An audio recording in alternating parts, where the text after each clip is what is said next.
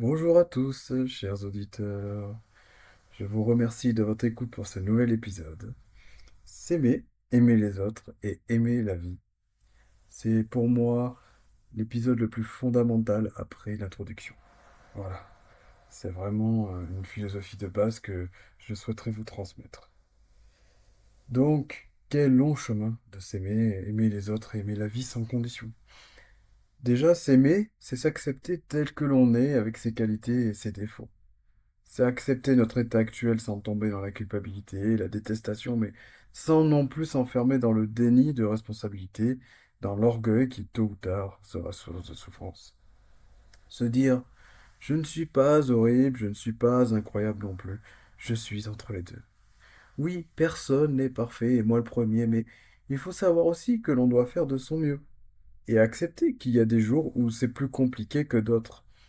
Et donc que le mieux que l'on fait ce jour-là est peut-être moins mieux que d'autres jours. Mais pour autant, persévérer dans l'effort personnel, donc sans jamais relâcher. Jamais relâcher, oui, mais ne pas non plus être trop exigeant envers soi-même. C'est une course d'endurance, pas un sprint.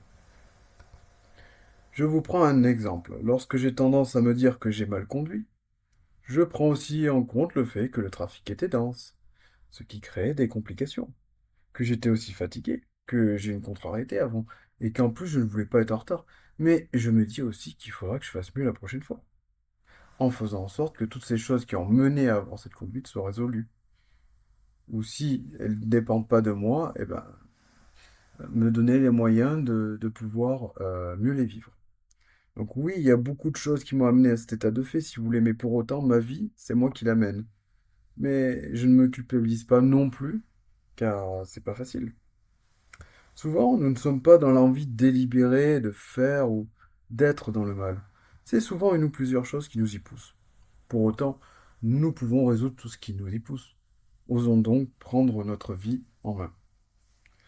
L'examen de conscience chaque soir au début est un très bel exercice pour améliorer son quotidien. L'idée est de repérer les causes, les tracas, les déclencheurs des tracas et des problèmes. Les causes des souffrances vécues dans notre corps, notre mental, avec les autres, par nos habitudes, nos choix, nos consommations et bien d'autres. Tu trouveras d'ailleurs certaines de ces causes développées dans d'autres épisodes. Mais le truc durant cet exercice, c'est qu'il ne faut pas se mentir. Jouer franc jeu, on ne déforme pas, on n'éclipse pas indéfiniment certaines choses, on ne refuse pas d'accepter d'autres choses non plus, ni avec les autres d'ailleurs, autant que possible, car le mensonge est addictif. Cet examen de conscience est un instant de vérité secret avec vous-même. Et même s'il y a beaucoup à faire, personne n'est parfait. C'est l'évolution qui compte finalement. Et même si ça va pas aussi vite qu'on voudrait, ou plus précisément que les exigences de l'ego voudraient, on se fait meilleur, et ça c'est vraiment chouette. Car plus on se verra meilleur grâce à cet idéal, nous surpassant toujours, ou Dieu pour les croyants, et plus on aura encore plus envie d'être meilleur. Et cela ne s'arrête jamais. C'est l'histoire d'une vie. Ainsi donc, le bonheur n'est pas une destination, mais bien une façon de voyager. Le paradis est un état d'esprit. Revenons sur notre remise en question. Demandons-nous, donc à tête reposée, donc jamais à chaud, pourquoi sommes-nous comportés ainsi? Y a-t-il une idée, une raison derrière cette émotion, derrière ce moment désagréable que j'ai ressenti? Puis ensuite, quoi penser et que faire pour que ça aille mieux? Si on ne trouve pas, soyons indulgents envers nous-mêmes. Peut-être la vie nous apprendra plus tard, ou demandons autour de nous, comparons les avis. Et pour les croyants, vous pouvez demander à l'Esprit Saint, à Dieu, aux anges de vous inspirer. Mais surtout, ne jamais réfléchir sur nous-mêmes et sur des sujets lourds comme l'argent, le charnel, l'ego, les conflits, à chaud.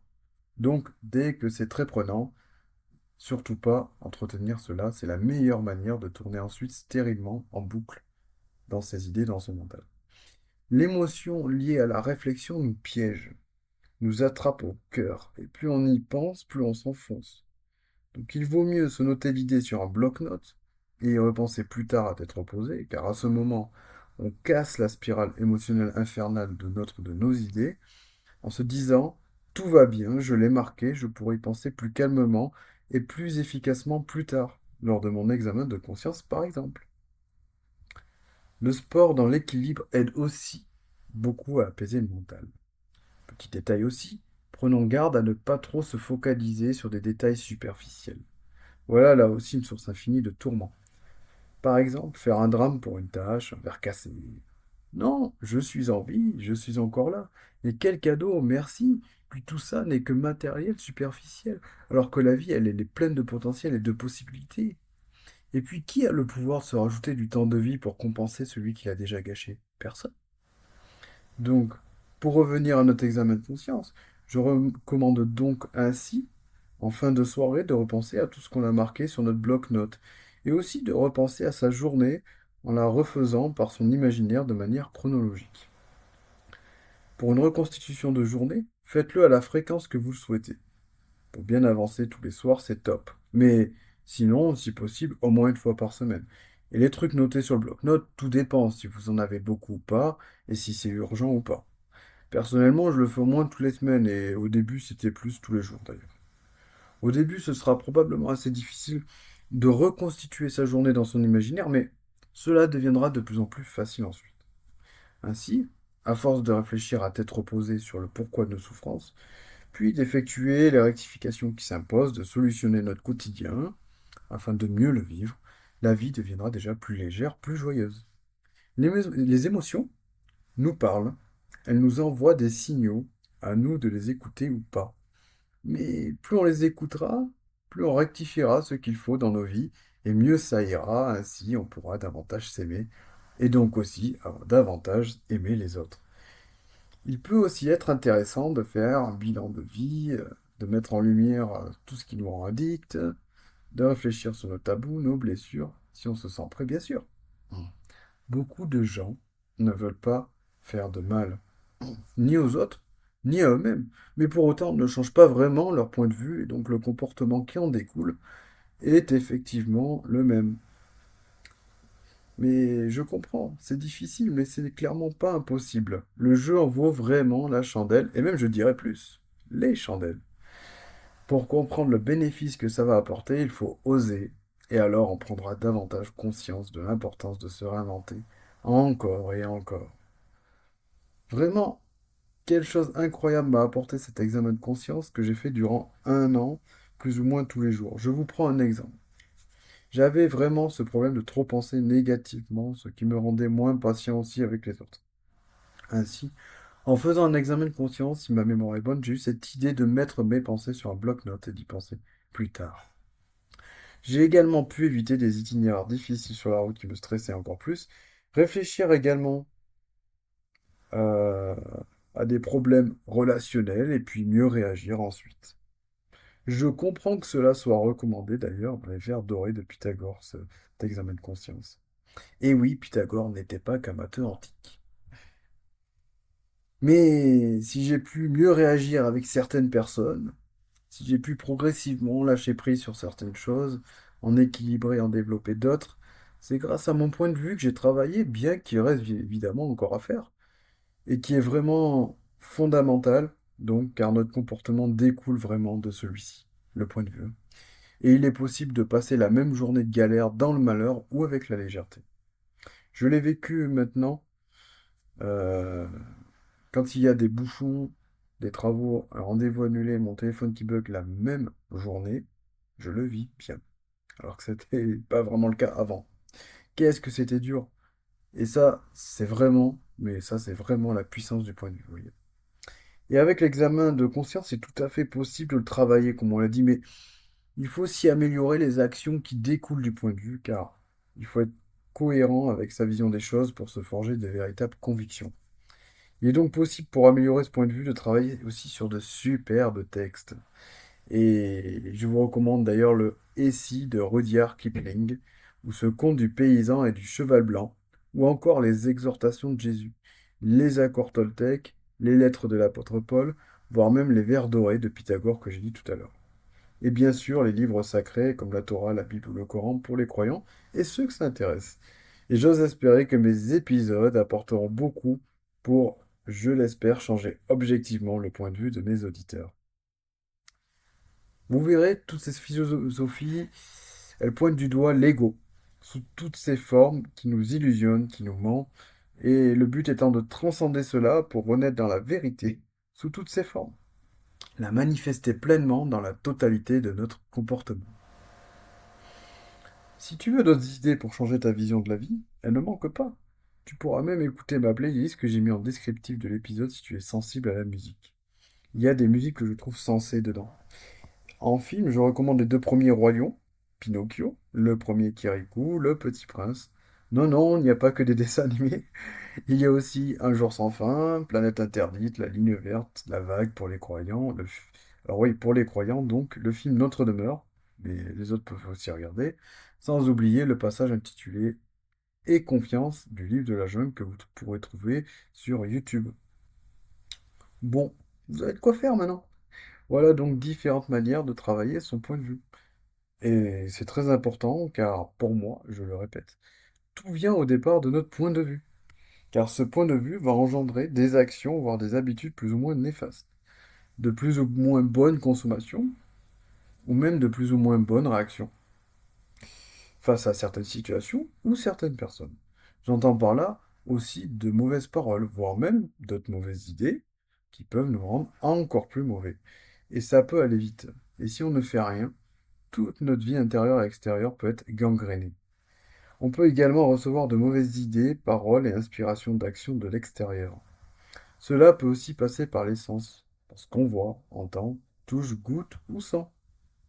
C'est pourquoi il est primordial de cultiver l'envie d'être dans la vérité, le discernement. Qu'est-ce qui est fondamentalement bon? Qu'est-ce qui est fondamentalement mauvais? À mon sens, c'est à ça la base de tout. Tout pour moi découle de cela, et donc, comment bien penser, bien parler, bien agir? Il n'y a que nous-mêmes qui devons construire notre propre discernement. Personne ne doit nous dire quoi penser, et nous ne devons pas suivre aveuglément qui que ce soit. Bien sûr que certaines personnes sont de bons conseils, et il serait dommage de n'écouter personne, mais l'expérience que l'on vit parle aussi pour nous. Donc, bien sûr qu'il faut aussi écouter les gens, mais voilà, priorité à l'expérience personnelle. Et donc, c'est pour moi au-dessus. D'ailleurs, il vaut mieux quelqu'un qui se trompe un temps, parce qu'il s'écoute pour réaliser ensuite qu'il s'est trompé, accepter cela en adulte et donc se forger une nouvelle conviction, que quelqu'un qui vit dans l'ombre d'un autre, qui finalement ne se bâtira aucune certitude, car étant dans l'idolâtrie aveugle. Souhaitons d'ailleurs que la personne réalise que personne n'est parfait et qu'elle fasse son chemin. D'ailleurs, sur le chemin, le problème c'est que l'ego nous leurre. Il trouble notre vision. C'est donc le fameux mythe de la caverne de Platon. Nous sommes dans un corps avec des pulsions, des passions aveuglantes qui nous illusionnent lorsqu'on réfléchit ou sur les idées qu'on a déjà eues. Et le monde, autrement dit l'aveuglement des autres et le monde matériel qui nous entoure, peuvent aussi nous perdre dans notre cheminement. Donc vigilance, le mensonge est très présent. Mais l'expérience pour moi est clairement fiable, si le résultat est le même à chaque coup, et si le lien avec la cause en question est avéré. Là, on peut toucher pour moi quelque chose d'authentique, au moins pour nous-mêmes. Ne pas hésiter d'ailleurs pour les croyants à demander à être aussi éclairé par l'Esprit Saint, par Dieu. Spoiler alerte, une lampe de 50 watts ne suffira pas. Sur le chemin, il y a donc beaucoup de choses lourdes, matérielles, passionnelles, addictives, fausses, etc., que l'on va devoir laisser, arrêter. D'autres choses essentielles comme la nourriture, le travail, l'entourage, etc., que l'on va tempérer. Et d'autres encore plus subtiles que l'on va développer, voire accentuer. Comme l'entraide, les réflexions, le recueillement, le témoignage, l'amour de la nature et des arts, l'amour des autres, bien sûr. Et ainsi, fort de tous ces changements, la vie deviendra de plus en plus légère, bien qu'il y aura toujours des souffrances. Le climat général de notre vie sera quand même plus empreint de légèreté, de joie. Il sera plus facile pour nous de s'aimer et d'aimer les autres, même quand la période sera plus tendue.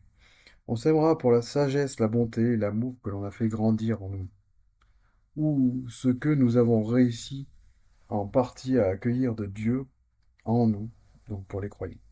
Et on s'aimera donc aussi pour l'amour que l'on partage autour de nous, qui nous sera pour partie envoyé, nous encourageant encore plus à continuer. Et donc, on n'aura pas construit son amour-propre uniquement sur des choses vaniteuses, comme un haut niveau d'études, l'apparence, la réputation, la reconnaissance sociale, les possessions, les vaines gloires, etc. D'autant plus que, fort de la connaissance gagnée grâce à notre chemin parcouru, on arrivera plus facilement à comprendre les autres aussi, et donc à les aimer pour ce qu'ils sont. Et si possible, pourquoi pas les orienter dès que possible, ou au moins souhaiter que la personne guérisse. Petite prière pour les croyants.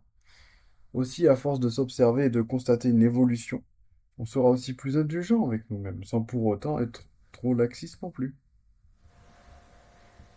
Gardons ainsi toujours comme amour fondamental cette envie d'aller dans notre point de vue vers la vérité, plutôt que de trop s'attacher, se projeter avec quelqu'un ou attacher son amour propre à des choses superficielles.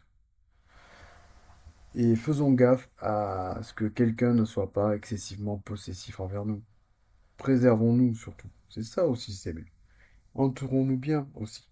C'est vraiment une des plus grandes priorités pour être plus épanoui. Profitons-en d'ailleurs pour nous intéresser aux autres. Ceux qui le vivent peuvent par exemple nous éviter de gros déboires futurs.